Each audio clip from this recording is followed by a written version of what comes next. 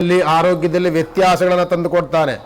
ಇವತ್ತು ಚೆನ್ನಾಗಿತ್ತು, ನಾನು ಯಾವುದೊಂದು ವ್ಯವಹಾರಕ್ಕೆ ಹೋಗಬೇಕಾಗಿ ಇವತ್ತು ಹೋಗಬೇಕಾಗಿತ್ತು, ಆದರೆ ಆರೋಗ್ಯ ಕೈ ಕೊಡ್ತು, ಹೋಗೋಕ್ಕಾಗಲಿಲ್ಲ ನಾನು ಅನ್ನುವಂಥ ಸ್ಥಿತಿಯನ್ನು ತಂದು ಕೊಡುವಂಥವನೇ. ಅವರು ತುಂಬ ಉತ್ತಮವಾದಂಥ ಉಳಿಮೆ, ಉತ್ತಮವಾದಂಥ ಬೀಜದ ಎಲ್ಲವೂ ಹಾಕಿರ್ತೀರಿ, ಉತ್ತಮವಾದಂಥ ಫಸಲನ್ನು ನಿರೀಕ್ಷೆಯನ್ನು ಮಾಡ್ತಿರ್ತೀರಿ.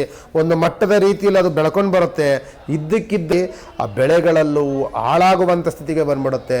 ಉತ್ತಮ ಲಾಭ ನಿರೀಕ್ಷೆಯಲ್ಲಿದ್ದಂತಹ ವ್ಯಕ್ತಿಗಳಿಗೆ ಒಂದು ರೀತಿಯಾದಂತಹ ಶುಕ್ರ ಯೋಗ ತುಂಬ ಚೆನ್ನಾಗಿದೆ. ಬುಧನೂ ಯೋಗದಲ್ಲಿದ್ದಾನೆ. ರಾಷ್ಟ್ರಾಧಿಪತಿಯ ಜೊತೆಲಿರುವಂಥ ಬುಧ ಮತ್ತು ಶುಕ್ರನ ಯೋಗ ಫಲ ಕನ್ಯಾ ರಾಶಿ ತುಂಬ ಚೆನ್ನಾಗಿದೆ. ಹಣಕಾಸು ಇನ್ನೇನು ಬರುತ್ತೆ, ವ್ಯವಹಾರಗಳೆಲ್ಲವೂ ಚೆನ್ನಾಗಿ ಪ್ರಗತಿಯಲ್ಲಿ ಕಾಣ್ತಾ ಇದೆ. ಇದೆಲ್ಲವೂ ಆದಾಗ ಹೊಟ್ಟೆ ಉರಿ ಪಡುವಂತಲೇ ಇದನ್ನೇ ದುಶ್ಮನ್ ಯಾರೂ ಅಲ್ಲ, ನಮ್ಮ ಎಲ್ಲ ನಡವಳಿಕೆಯ ಚಟುವಟಿಕೆಗಳನ್ನು. ಶ್ರೀ ಗುರುಭ್ಯೋ ನಮಃ. ಶ್ರೀಮತೆ ರಾಮಾನುಜಾಚಾರ್ಯಾಯ ನಮಃ. ನಾನು ನಿಮ್ಮ ಶ್ರೀನಿವಾಸ ಗುರೂಜಿ. ನೀವು ನೋಡ್ತಿದ್ದೀರಿ ಮಾಸ ಭವಿಷ್ಯದಲ್ಲಿ ಜ್ಞಾನ ಸಂಪದ ವಾಹಿನಿಯಲ್ಲಿ ನಿಮ್ಮ ಪ್ರೀತಿಯ ಪಾತ್ರನಾದಂತಹ ನಾನು ನಿಮ್ಮ ಶ್ರೀನಿವಾಸ ಗುರೂಜಿ. ಇದರಲ್ಲಿ ಮಾಸ ಭವಿಷ್ಯದಲ್ಲಿ ಆಗಸ್ಟ್ ಮಾಸ ಅಂದರೆ ಶ್ರಾವಣ ಹುಟ್ಟಿರುವಂತಹ ಮಾಸ. ಈ ಶ್ರಾವಣ ಹುಟ್ಟಿರುವಂಥ ಆಗಸ್ಟ್ ಮಾಸದಲ್ಲಿ ನಾವು ನೋಡ್ತಿರುವಂಥದ್ದು ಕನ್ಯಾ ರಾಶಿಗೆ ನಾನಾಗಲೇ ವಿಶೇಷವಾದ ಒಂದು ಸಂಚಿಕೆಯಲ್ಲಿ ಹೇಳಿದ್ದೆ. ಬಹಳವಾದಂಥ ಅನುಕೂಲವನ್ನು ನೋಡ್ತಿದ್ದಂಥ ಇತ್ತೀಚಿನ ದಿನಗಳಲ್ಲಿ ಅನುಕೂಲ ಆಗ್ತಿದೆ ಅನ್ನೋಷ್ಟು ಸಂದರ್ಭದಲ್ಲಿ ಅನಾನುಕೂಲವನ್ನು ಮಾಡುವಂಥ ಒಂದು ಗ್ರಹ ಬಂದು ಜನ್ಮದಲ್ಲಿ ಸೇರಿಕೊಳ್ತಾನೆ. ಅವನು ಯಾರು ಅಂತ ಅಂದರೆ 28ನೇ ತಾರೀಕು ಜುಲೈ 28ನೇ ತಾರೀಕು ಬಂದಂತಹ ಕುಜಗ್ರಹ.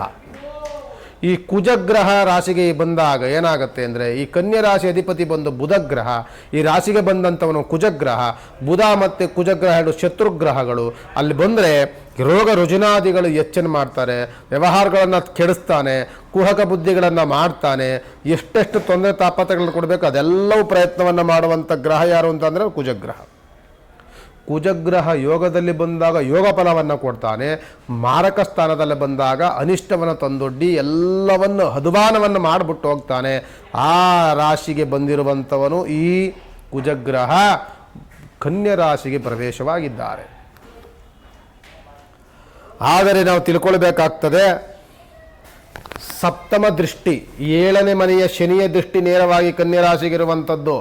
ನೀವು ಸುಮ್ಮನಿದ್ರು ನಿಮಗೆ ಬಗ್ಗೆ ಹೊಟ್ಟೆ ಉರಿ ಪಡ್ತಾರೆ ಜನಗಳು, ಕಣ್ಣಾಕುವಂಥ ಜನಗಳು ಜಾಸ್ತಿ, ದೃಷ್ಟಿಗಳಾಗುವಂಥದ್ದು ಜಾಸ್ತಿ. ನೀವು ಒಂದು ಒಳ್ಳೆ ಡ್ರೆಸ್ ಹಾಕೊಂಡೋದ್ರೂ ಕಷ್ಟನೇ, ಒಂದು ಸಾಧಾರಣವಾಗಿ ಹೋದ್ರೂ ಕಷ್ಟನೇ, ಒಬ್ಬರ ಜೊತೆ ಮಾತನಾಡಿದ್ರೂ ಕಷ್ಟನೇ, ನಿದ್ರೂ ಕಷ್ಟನೇ. ನಾನು ಹೆಂಗೆ ಇರಬೇಕಂಗಾದ್ರೆ, ಯಾಕೆ ಅಂತಂದರೆ ನಿಮ್ಮನ್ನು ಕಂಡಾಗ ನಿಮ್ಮ ತೆಗಳುವಂಥ ವ್ಯಕ್ತಿಗಳು, ನಿಮಗೆ ಊಹಾಪೋಹಗಳನ್ನು ಹರಡುವಂಥ ವ್ಯಕ್ತಿಗಳಿಂದ ಇದೆಲ್ಲವೂ ಆಗಿರುತ್ತೆ. ಅವನು ಯಾರು ಅಂತಂದರೆ ಅವನೇ ಕುಜಗ್ರಹ. ದೇಹದಲ್ಲಿ ಆರೋಗ್ಯದಲ್ಲಿ ವ್ಯತ್ಯಾಸಗಳನ್ನು ತಂದು ಕೊಡ್ತಾನೆ. ಇವತ್ತು ಚೆನ್ನಾಗಿತ್ತು, ನಾನು ಯಾವುದೊಂದು ವ್ಯವಹಾರಕ್ಕೆ ಹೋಗಬೇಕಾಗಿ ಇವತ್ತು ಹೋಗಬೇಕಾಗಿತ್ತು, ಆದರೆ ಆರೋಗ್ಯ ಕೈ ಕೊಡ್ತು, ಹೋಗೋಕ್ಕಾಗಲಿಲ್ಲ ನಾನು ಅನ್ನುವಂಥ ಸ್ಥಿತಿಯನ್ನು ತಂದು ಕೊಡುವಂಥವನೇ ಕುಜಗ್ರಹ. ವ್ಯವಹಾರವನ್ನು ಮಾಡ್ತಿರ್ತೀರಿ, ಒಳ್ಳೆ ರೈತಾಪಿ ವರ್ಗದವರು ತುಂಬ ಉತ್ತಮವಾದಂಥ ಉಳಿಮೆ, ಉತ್ತಮವಾದಂಥ ಬೀಜದ ಎಲ್ಲವೂ ಹಾಕಿರ್ತೀರಿ, ಉತ್ತಮವಾದಂಥ ಫಸಲನ್ನು ನಿರೀಕ್ಷೆಯನ್ನು ಮಾಡ್ತಿರ್ತೀರಿ. ಒಂದು ಮಟ್ಟದ ರೀತಿಯಲ್ಲಿ ಅದು ಬೆಳ್ಕೊಂಡು ಬರುತ್ತೆ. ಇದ್ದಕ್ಕಿದ್ದಂಗೆ ಅದಕ್ಕೆ ರೋಗ ರುಜಿನಾದಿಗಳು ಹರಡಿ ಆ ಬೆಳೆಗಳಲ್ಲೂ ಹಾಳಾಗುವಂಥ ಸ್ಥಿತಿಗೆ ಬಂದ್ಬಿಡುತ್ತೆ. ಉತ್ತಮ ಲಾಭ ನಿರೀಕ್ಷೆಯಲ್ಲಿದ್ದಂತಹ ವ್ಯಕ್ತಿಗಳಿಗೆ ಒಂದು ರೀತಿಯಾದಂತಹ ಭಯವನ್ನು ಪಡುವಂಥದ್ದು, ನಷ್ಟದ ವಾತಾವರಣಗಳು ನಿಮಗೆ ಗೋಚರವಾಗುವಂಥ ಸ್ಥಿತಿಗತಿಗಳಿಗೆ ನೀವು ಬಂದುಬಿಡ್ತೀರಿ. ಯಾಕೆ ಅಂದರೆ ಈ ಕುಜಗ್ರಹನ ಮಾರಕ ಎಲ್ಲ ಫಸಲುಗಳನ್ನು ಹಾಳು ಮಾಡಿ ರೋಗ ರುಜಿನಾದಿಗಳನ್ನು ಹರಡಿ ಅಲ್ಲೆಲ್ಲ ಕೆಲಸವನ್ನು ಹಾಳು ಮಾಡ್ತಾನೆ. ಅವನೇ ಈ ಕುಜಗ್ರಹ. ಅದು ಯಾರಿಗಿದೆ? ಕನ್ಯಾ ರಾಶಿಯವರಿಗಿದೆ. ಕನ್ಯಾ ರಾಶಿಯವರಿಗೆ ದ್ವಾದಶ ಸ್ಥಾನದಲ್ಲಿ 12ನೇ ಮನೆಯಲ್ಲಿರುವಂತಹ ರವಿ, ಚಂದ್ರ, 11ನೇ ಮನೆಯಂಥ ಶುಕ್ರ ಮತ್ತು ಬುಧ. ಶುಕ್ರ ಯೋಗ ತುಂಬ ಚೆನ್ನಾಗಿದೆ. ಬುಧನೂ ಯೋಗದಲ್ಲಿದ್ದಾನೆ. ರಾಷ್ಟ್ರಾಧಿಪತಿಯ ಜೊತೆಲಿರುವಂಥ ಬುಧ ಮತ್ತು ಶುಕ್ರನ ಯೋಗ ಫಲ ಕನ್ಯಾ ರಾಶಿ ತುಂಬ ಚೆನ್ನಾಗಿದೆ. ಹಣಕಾಸು ಇನ್ನೇನು ಬರುತ್ತೆ, ವ್ಯವಹಾರಗಳೆಲ್ಲವೂ ಚೆನ್ನಾಗಿ ಪ್ರಗತಿಯಲ್ಲಿ ಕಾಣ್ತಾ ಇದೆ. ಇದೆಲ್ಲವೂ ಆದಾಗ ಹೊಟ್ಟೆ ಉರಿ ಪಡುವಂತಹ ರಾಶಿಯರ ಪಕ್ಕದಲ್ಲೇ ನಾವು ಇಟ್ಕೊಂಡಿದ್ದೀವಲ್ಲ, ನಮ್ಮ ಮನೆ ಪಕ್ಕದಲ್ಲೇ ಇದನ್ನೇ ದುಶ್ಮನ್ ಯಾರೂ ಅಲ್ಲ, ನಮ್ಮ ಎಲ್ಲ ನಡವಳಿಕೆಯ ಚಟುವಟಿಕೆಗಳನ್ನು ಗಮನಿಸಿ ಎಲ್ಲೆಲ್ಲಿ ಏನೇನು ಆಡಬೇಕು ಅದೆಲ್ಲವೂ ಆಡುವಂಥ ವ್ಯಕ್ತಿ ಇಲ್ಲದಾನೆ.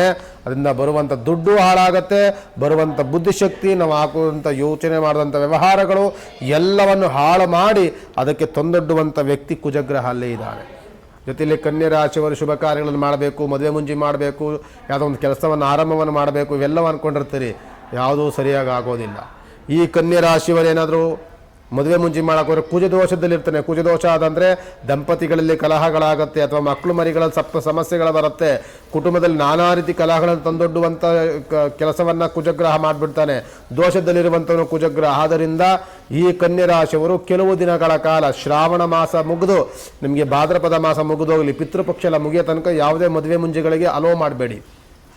ಗಂಡಾಗಲಿ ಹೆಣ್ಣಾಗಲಿ ಹೋಗೋದಾಗಲಿ ನೋಡೋದಾಗಲಿ ಯಾವುದಾದ್ರೂ ಇನ್ನೊಂದಾಗಲಿ 1.5 ತಿಂಗಳುಗಳ ಕಾಲ ಅದನ್ನು ಮುಂದೂಡಿ ಅನಂತರದಲ್ಲೇ ಕೈ ಹಾಕಿ ನಿಮಗೆ ದೀಪಾವಳಿ ಹಿಂದೆ ಮುಂದೆ ಮಾಡಿದಾಗ ನಿಮ್ಮ ಕೆಲಸ ಸಕ್ಸಸ್ ಆಗುತ್ತೆ. ಇಲ್ಲವಾದಲ್ಲಿ ಕುಜದೋಷದಲ್ಲಿ ಬಂದು ಇನ್ನೇನು ಮದುವೆ ಮುಂಜಿ ಅಲೆ ಚೌಟ್ರಿಗಳಲ್ಲಿ ಮಾಡೋಕೆ ಹೋಗಿರ್ತೀರಿ, ಆ ಲೆವೆಲ್ಗೆ ಹೋಗಿ ಕಿತ್ತೋಗುವಂಥ ಸಂದರ್ಭಗಳು ಬಂದ್ಬಿಡುತ್ತೆ. ಎಚ್ಚರಿಕೆಯನ್ನು ವಹಿಸಿ ಅಂತ ಹೇಳ್ತಾ, ಈ ರಾಶ್ಯಾಧಿಪತಿ ಬಂದು ಬುಧಗ್ರಹ, ದೋಷದಲ್ಲಿರುವಂಥವನು ಕುಜಗ್ರಹ. ಆಕ್ಚುಲಿ ಹೇಳಬೇಕು ಅಂದರೆ ಬುಧಗ್ರಹ ಭಾಳ ಸೌಮ್ಯ ಗ್ರಹ, ಇನ್ನೊಬ್ಬರ ತಂಟೆ ತಾಪತ್ರೆಗಳಿಗೆ ಹೋಗದಲ್ಲಿರುವಂತಹ ಗ್ರಹ ಆಗಿರುವಂಥವನು. ನಾನು ಸೈಲೆಂಟಾಗಿದ್ದೀನಿ, ನಾನು ಸ್ವಲ್ಪ ಸೌಮ್ಯ ಅಂತಂದರೆ ಏನು ಮಾಡ್ತಾನೆ, ಪ್ರಭಾವಿಶಾಲಿ. ನಮ್ಮ ಮೇಲೆ ಏನು ಬೇಕಾದರೂ ಅವನ ಕೈಲಿ ಏನು ಕಿಸಿಯೋಕ್ಕಾಗುತ್ತೋ ಬಾರೋ ಅಂತ ಕರ್ಕೊಂಡು ಹೋಗ್ತಾನೆ ಅವನು ಇಲ್ಲಿದ್ದೆಲ್ಲ ತೊಂದರೆಗಳನ್ನು ತಾಪತ್ರೆಗಳನ್ನು ಎಷ್ಟು ಕೊಡೋಕ್ಕೆ ಆಗುತ್ತೆ ಅಷ್ಟೆಲ್ಲ. ಯಾಕೆಂದರೆ ನಾನು ಸೌಮ್ಯ, ನನಗೇನೂ ಗೊತ್ತಿಲ್ಲ, ನನಗೂ ಗಲಾಟೆಗೆ ಹೋಗಲ್ಲ ನಾನು ಅಂದಾಗ ನಮಗೆ ಎಲ್ಲರೂ ಬಂದು ನಮ್ಮ ಮೇಲೆ ಆವರಿಸ್ಕೊಳ್ತಾರೆ. ಅದಕ್ಕೆ ಎಚ್ಚರಿಕೆಯನ್ನು ವಹಿಸಿರಬೇಕು. ಆದರೆ ಈ ಬುಧಗ್ರಹ ಭಾಳ ಬುದ್ಧಿಶಾಲಿ, ಈ ಕನ್ಯಾ ರಾಶಿಯವರು ಭಾಳ ಟ್ಯಾಲೆಂಟೆಡ್. ಆದ್ದರಿಂದ ಅವ್ರಿಗೆ ಏನೇನು ಯಾವ ಟೈಮಲ್ಲಿ ಮಾಡಬೇಕು ಅದೆಲ್ಲವೂ ಟೆಕ್ನಿಕಲ್ ಇರುತ್ತೆ. ಈ ರಾಶ್ಯಾಧಿಪತಿ ಬುಧ ಇರ್ತಾನೆ. ಬುಧನ ಟೆಕ್ನಿಕ್ಕು ನಿಮಗೆ ಬುದ್ಧಿಶಕ್ತಿ ತುಂಬ ಚೆನ್ನಾಗಿದೆ. ಯಾವ ಸಂದರ್ಭದಲ್ಲಿ ಹೆಂಗೆ ನೆಡ್ಕೋಬೇಕು, ಯಾರ ಜೊತೆ ಹೆಂಗಿರಬೇಕು, ಏನು ಮಾಡಬೇಕು ಏನು ಮಾಡಬಾರ್ದು ಅದೆಲ್ಲವೂ ಸಹ ಈ ಶತ್ರುಗಿದ್ರೆ ಇವನ ಹತ್ರ ಹೆಂಗೆ ನಡವಳಿಕೆ ಇಟ್ಕೊಳ್ಬೇಕು, ಅವ್ನು ಎಲ್ಲೆಲ್ಲಿ ಇಡಬೇಕು ಅಲ್ಲೆಲ್ಲೇ ಇಡ್ತೀನಿ ಅನ್ನುವಂಥ ಒಳ್ಳೆ ಉತ್ತಮವಾದಂಥ ಆಲೋಚನಾ ಶಕ್ತಿ ಇರುವಂಥ ಕನ್ಯಾ ರಾಶಿಯವರು ರಾಶ್ಯಾಧಿಪತಿ ಬುಧ ಆಗಿರೋದ್ರಿಂದ ಬುಧನ ಉಪಾಸನೆ ಮಾಡಬೇಕು ಅಂದರೆ ಮಹಾವಿಷ್ಣುವಿನ ಧ್ಯಾನ. ಈ ಶ್ರಾವಣ ಮಾಸ ಬಂತು ಅಂತಂದರೆ ಮಹಾವಿಷ್ಣುವಿನ ಉಪಾಸನೆ, ಧ್ಯಾನ, ಪೂಜೆ ಪುನಸ್ಕಾರ ಪ್ರತಿ ಶನಿವಾರ ಮಾಡಿ. ಸಾಧ್ಯವಾದರೆ ಇದೇ ಶ್ರಾವಣ ಮಾಸದಲ್ಲಿ ಏನೋ ಒಂದು ಪೂಜೆ ಮಾಡ್ಕೊಳ್ಬೇಕು, ಒಂದು ಸತ್ಯನಾರಾಯಣ ಪೂಜೆ ಮಾಡಬೇಕು ಅಂತ ಒಂದು ಆಲೋಚನೆ ಇದ್ದರೆ ಒಂದು 4 ಜನ ಕರೆದು ಒಂದು ಸತ್ಯನಾರಾಯಣ ಪೂಜೆ ಮಾಡಿ ಒಂದು 4 ಜನಕ್ಕೆ ಊಟ ಹಾಕಿ ಆ ದೋಷಗಳೆಲ್ಲವೂ ಸಹ ಹೋಗಾಡಿ. ಮತ್ತು ಮಹಾವಿಷ್ಣುವಿನ ಉಪಾಸನೆ, ದೇವರಿಗೆ ಎಲ್ಲ ಗ್ರಹಗಳಿರ್ಬೋದು, ಎಲ್ಲ ಗ್ರಹಗಳ ಬಲ ನೀನೇ ಸರಸಿಜಾಕ್ಷ ಅಂತ ಹೇಳುವಂಥದ್ದು. ಎಲ್ಲ ಗ್ರಹಗಳಿಗೆ ಅಧಿದೇವರು ಯಾರು ಅಂತಂದರೆ ಅವನು ಮಹಾವಿಷ್ಣು ಒಬ್ಬ ಇದ್ದಾನೆ. ಅವನ ಉಪಾಸನೆ ಮಾಡೋದು ಎಲ್ಲರೂ ಶಮನವಾಗಿಬಿಡ್ತಾರೆ. ಅವನನ್ನು ಆರಾಧನೆ, ಅವನ ಉಪಾಸನೆ, ಅವನ ಅನುಗ್ರಹವನ್ನು ಪಡ್ಕೊಳ್ಳಿ ಅಂತ ಹೇಳ್ತಾ ವಿಶೇಷವಾದಂಥ ಸಂಚಿಕೆಗೆ ಮಂಗಳವನ್ನಾಡ್ತೇವೆ. ಭಗವಂತ ನಿಮಗೆ ಒಳಿತನ್ನು ಮಾಡಿ. ನಮಸ್ಕಾರ.